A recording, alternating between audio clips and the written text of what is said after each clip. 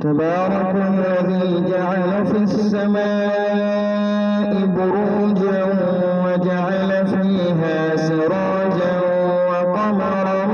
منيرا وهو الذي جعل الليل والنهار خلفة لمن أراد أن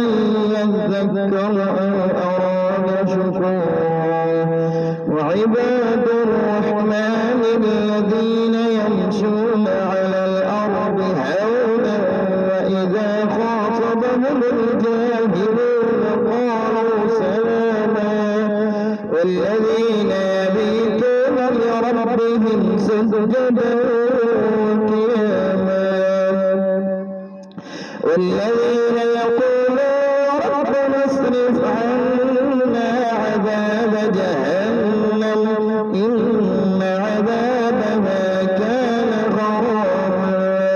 إنها ساءت مستقرا ومقاما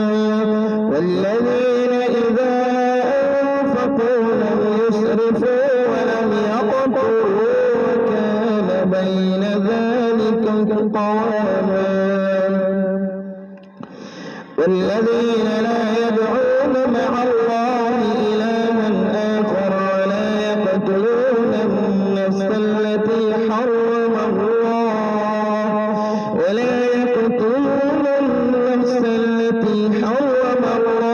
إلا بالحق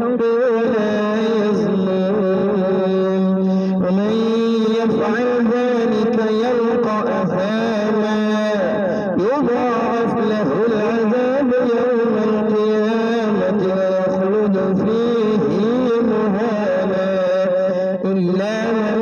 تاب وآمن وعمل عملا صالحا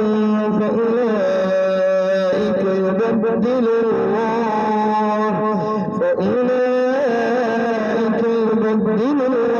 سيئاتهم حسنات وكان الله غفورا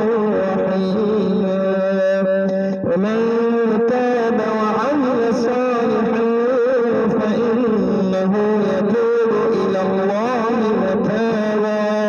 والذين لا يشهدون الزور وإذا مروا باللغو مروا كراما والذين إذا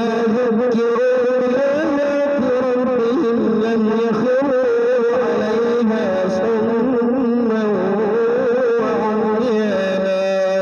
والذين يقولون ربنا هب لنا من أزواجنا وذرياتنا قرة أعين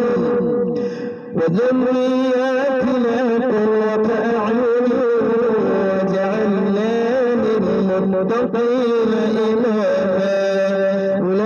أولئك يجزون الغرفة بما صبروا ويلقون فيها تحية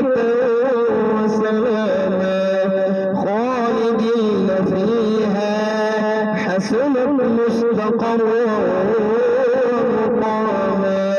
قل ما يعبأ بكم ربي لولا دعاؤكم فقد كذبتم فسوف يكون